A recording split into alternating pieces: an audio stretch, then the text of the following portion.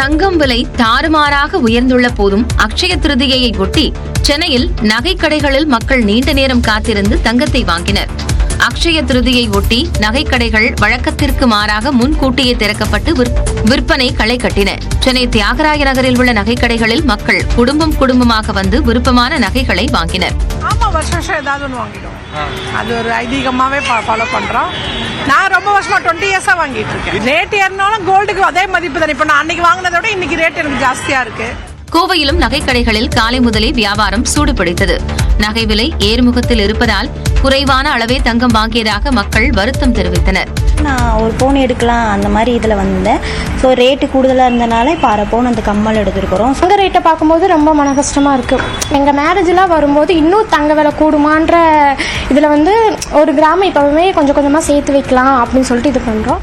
சேலம், மதுரை, திருச்சி, நெல்லை உள்ளிட்ட நகரங்களில் இருக்கும் நகைக்கடைகளிலும் மக்கள் கூட்டம் அலைமோதியது. அட்சய திருதியையொட்டி தமிழ்நாடு முழுவதும் நகைக்கடைகளில் தங்கம் விற்பனை அமோகமாக நடைபெற்றதாக தங்கம் வைர நகை வியாபாரிகள் சங்க தலைவர் ஜெயந்திலால் சலாடி தெரிவித்துள்ளார்.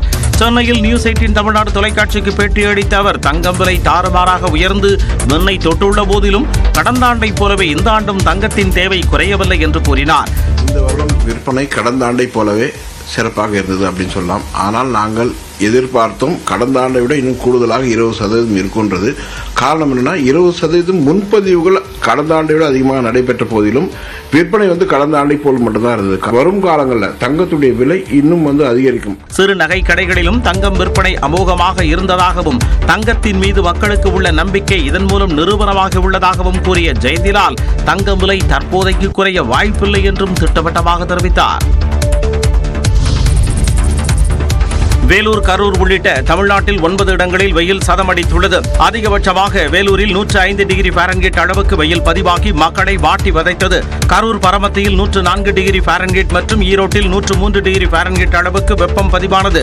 சேலத்தில் 102 டிகிரி, திருத்தணியில் 101 டிகிரி ஃபாரன்ஹீட் அளவுக்கு வெயில் கொளுத்திய நிலையில் தருமபுரி மற்றும் மதுரை விமான நிலையத்தில் தலா 100 டிகிரி ஃபாரன்ஹீட் வெப்பம் பதிவானது. சென்னை, மீனம்பாக்கம் மற்றும் திருச்சியில் வெயில் சதமடித்தது.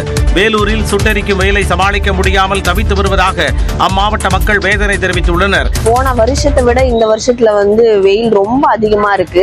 105 டிகிரி 106 டிகிரி இருக்கிறதுனால நம்மளால வெளியே கூட வர முடியல. ஏசி கூட போட்டா ஏசில இருந்து கூட அனல் காத்து வர மாதிரி தான் இருக்குது. வெயில நினைச்சாலே ரொம்ப பயமா இருக்கு வெளியே வரதுக்கு. கத்திரி வேறு பிறக்க போகுது 4ஆம் தேதி. இந்த வெயில நம்மால் சமாளிக்க முடியல. வரப்போற வெயிலுக்கு என்ன ஆக போகுது தெரியல. இதனிடையே நாட்டிலேயே அதிகபட்சமாக ராஜஸ்தான் மாநிலம் பார்மரில் 116 டிகிரி ஃபாரன்ஹீட் வெயில் பதிவானதாக இந்திய வானிலை ஆய்வு மையம் கூறியுள்ளது. கிருஷ்ணகிரி மாவட்டம் வேப்பனப்பள்ளி சுற்றுவட்டாரத்தில் இடி மின்னலுடன் கனமழை கொட்டி தீர்த்தது.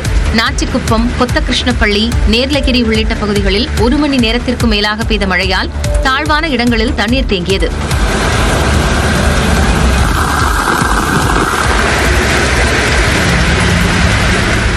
நீலகிரி மாவட்டம் கூடலூர் சுற்றுவட்டாரத்தில் பகலில் வெயில் சுட்டெரித்த நிலையில் மாலையில் 1 மணி நேரத்திற்கு மேலாக பெய்த மழையினால் குளிர்ந்த சூழல் நிலவியது.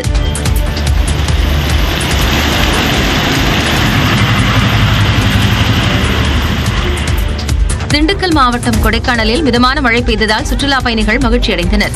மழையில் நனைந்தவாறு நட்சத்திர ஏரியில் படகு சவாரி செய்தனர்.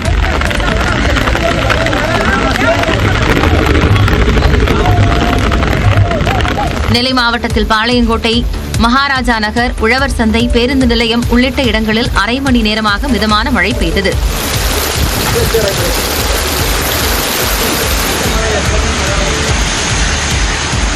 தூத்துக்குடி மாவட்டம் கயத்தாறில் பலத்த காற்றுடன் கனமழை பெய்தது. அப்போது மின்னல் தாக்கியதில் செல்லப்பா என்பவரின் மாடு உயிரிழந்தது.